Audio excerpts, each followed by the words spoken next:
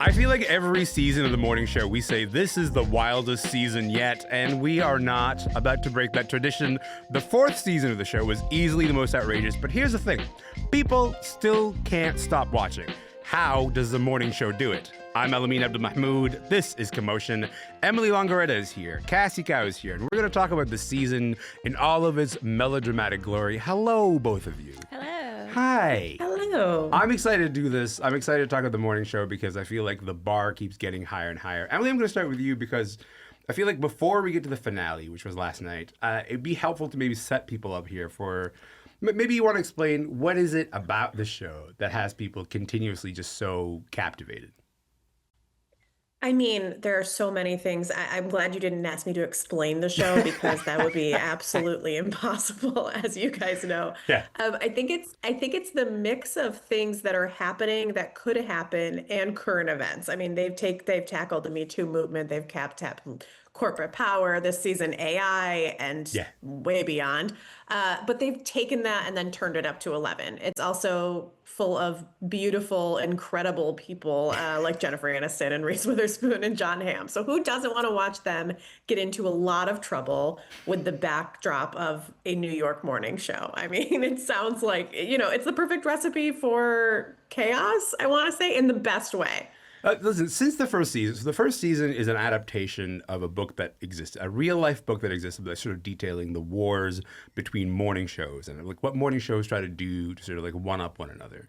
And so they do the first season, and the first season is all about Me Too, as you mentioned, Emily. And then they say, you know what, we should take on some more real life stuff. Second season, let's do COVID. By the time we get to the third season, we go to space. Easy. Why not? Why wouldn't we go to Breezy. space? And then fourth season, Emily again mentioned this idea of AI. Cassie, is that formula working? The idea of like, this is a morning show trying to tackle the real stuff that you're reading in the headlines. And so it's in conversation with the stuff that you're already reading about. Is that working? I think it is because I really don't think a lot of other shows are doing it so consistently and taking on such difficult topics to talk about. I also think, for what it's worth, that they're doing a really good job of not making it cartoonish. I think there's a bit of a TV war right now. They went to space, Cassie. Are you telling me that's not cartoonish? Is that what you're telling me right now? But they put Oscar-winning actors in there to sell the script, and that's the difference. I also think this show does really well, which is like not get too harped up on the specifics of all of these issues and making it partisan, but really focusing on real life consequences. I think it's really cathartic to watch that show and have people confront each other in ways that you don't actually see play out in the real world, in real media. And sometimes you end up in a Belarusian jail and you don't even know how you even got there. Wow. Emily, the stakes keep getting sort of higher and higher as you watch the show, but they're specifically higher for our beloved co-anchors, right? So like on the one hand, Jennifer Aniston, who's of course Alex Levy, and then Bradley, played by Reese Witherspoon. How do you feel it went for them in the finale of this season? I mean, I think it went as well as it could, right? I mean, the whole goal of this season was to get Bradley out of this prison and this torture cell that she had been in. And I think that this hope and happy ending that kind of was what it was. It wrapped up that storyline in a bow a bit. I mean, right? They came together. Alex rescued her. They put aside their differences.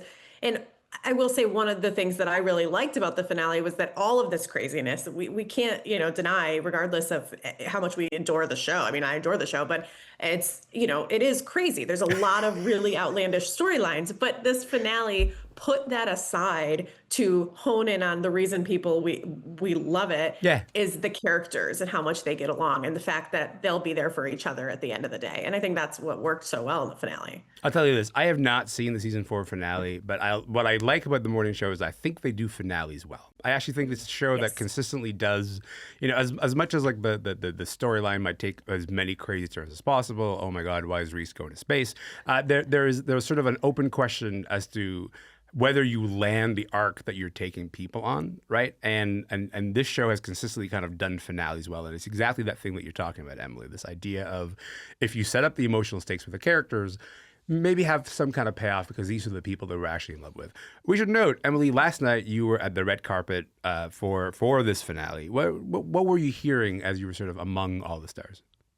Yeah, absolutely. Variety hosted it with Apple, and it was so much fun. But yeah, I think I talked to everybody that was there, and I was trying to get information on season 5. I was trying to get information on what they thought. They all really feel that season 4 was their best season yet, and it was such an interesting thing to hear that, because I think there has been a Hmm. bit of the discussion that we're having is it a little bit too outlandish? Is it hurting the show? We don't know, but I think that a lot of what we talked about was it's a tough time in journalism, and they have the opportunity to kind of dive into that going forward. So will they not? How much of a time jump will we get? They will see. I mean, going forward, obviously the writers' room for season 5 has just started, but we're hearing a lot about that, a lot about the comments being made in the press right now to journalists, and kind of, if, Yeah. as with 2 women journalists at the forefront, they might take that on.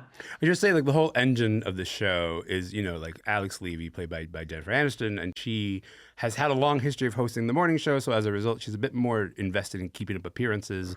And then there is Bradley, who played by Reese Witherspoon, and she's a bit more of a punk rock journalist, and she's like, I'm after the truth, no matter what. And she kind of takes Alex Levy, she kind of pulls her reluctantly into a different universe, shall we say. Alex is always kind of forced to confront the limits of what she's willing to do for a story.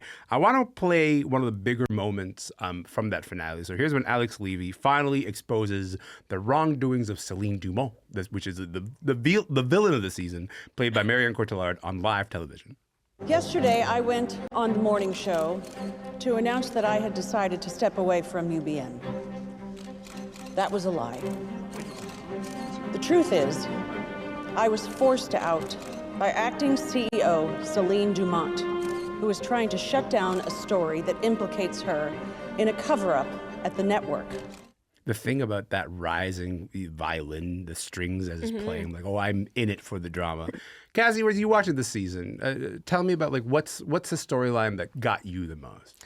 I think it has to be Stella's storyline. They wrapped up Greta Lee in such an explosive way. I thought it was easily the best episode. I thought they tried to top it with the finale, but in my Greta heart... Lee's an exec at the network. You want to just explain a little bit of that storyline? Yeah, well, she started in season 2 as an assistant, I believe, like almost a nobody character. And then she shot all the way up, and she was the CEO for most of the season. Yeah. And had a glorious crash out, as the kids say, with her AI chatbot. And that episode was so wonderful. And as someone who works, promoting representation in media, I think the portrayal of Greta Lee was so hopeful for me to see them give her such a complex storyline. Yeah. And I think it really speaks to how far representation has gone, that we're able to see Asian women be villains again. I think there's a curve in representation where first they're baddies that are one-dimensional, then they become too good, and then they can't have a flaw.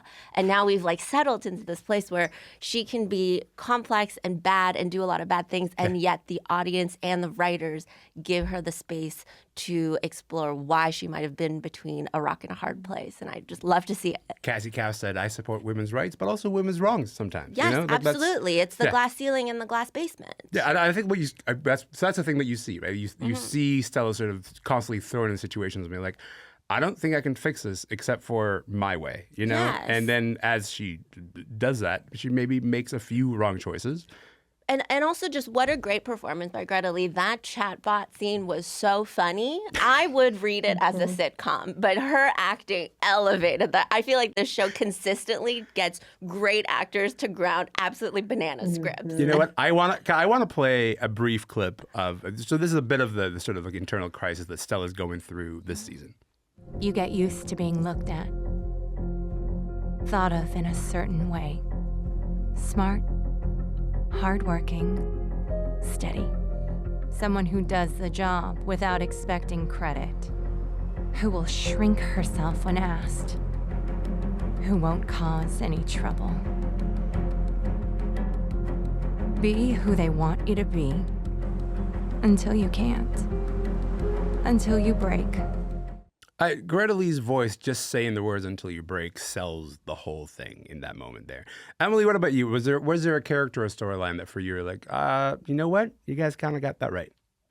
I mean, I think they definitely got the Stella story right. I would agree with everything that Cassie just said. But I think the one that stood out to me this season was Corey's, and the battle he went through with his mom. And he kind of got roped in, and he always, it seems in the beginning that he really wants to do the right thing. but he always gets in his own way, and he lets That's Billy his Crudup's skill set, by the way. Just like that very specific thing of being like, I Absolutely. mean for the best, but whoa, boy, do I keep just whoops, I did it again. Yeah, and he's so fun to watch Yes. messing up his own life all the time. Yeah.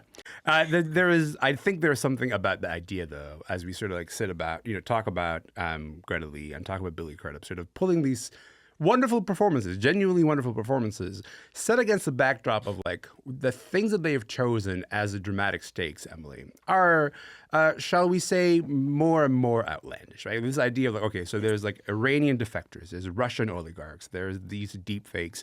We've seen some of the critics sort of say, this might have been actually the most chaotic season yet. Does that feel true to you?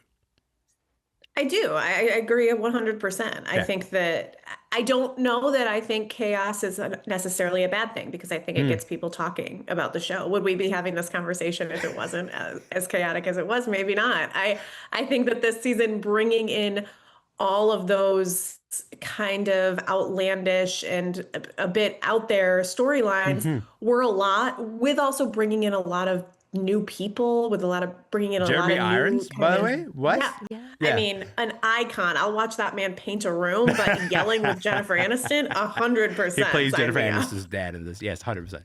Yeah, I do have to say that, like, for all of the things we sort of talk about, like the outlandishness of the show, sometimes it feels like the show is totally okay with being like, how far can we take this? And sometimes I begin to read the show, Cassie, as a kind of soap opera. And I don't know if it wants me to do that or not. What's your reaction to this? I think it's the new evolution of the soap opera. I think we took the formula of Scandal and we kept the stakes, but really polished it with prestige. I think a lot of the stories, in the show's defense, I think, as much as we say that it's outlandish, all of those events are based more or less on the real news cycle. Those are real things and real issues that are actually happening. They're just compressed into a 10-episode TV show. So as much as we want to say it's outlandish, the world that we live in right now is absolutely bonkers. So in that sense, I think the show is fine. I think a lot of the personal stakes and the dramatic violin music really ramp it up. But I also think they do such a good job of forefronting women's political issues and staying away from like really gaudy like sex scandals and things like that, which gives it a real sheen to it. I think it's like the next soap opera that you watch, but then you feel intellectual about it. Ooh, okay. So here's the thing. Like I was asking that question in terms of the outlandishness, and then Cassie quickly set me straight. She was like, "It is a soap opera, and so what? That's actually like that's totally chill, and you should be in support of this." Who Emily, doesn't love a soap opera? I was gonna say, like, Emily, last word to I you. was gonna say, I mean, there's a reason that soap operas have been so popular for the last 5 decades. Let's be honest, 100%, right? 100%. And with huge stars that are beautiful and extremely talented, with a huge budget where you're able to go to space with Reese Witherspoon, they can get away with it. I mean, their they outfits. make anything. Their outfits. Oh, They dress give me Marion all of it. Cotillard in all beige. What I'm hearing is actually both of you saying, morning show, there's still room to get a little crazier. That's what I'm hearing the people want in the Always room, room. actually. all around. That is a perfect place to leave it. I appreciate your time. You guys have been wonderful. Thank you so much again. Thank you. Thank you. Thank you. Cassie Cao is a comedian in Toronto. Emily Longeretta is a senior TV features editor at Variety. She's based in Los Angeles. And you can watch all of that outlandishness right now. Season 4 of The Morning Show is out on Apple TV+. My name is Elamin. This show is called Commotion. We'll see you tomorrow.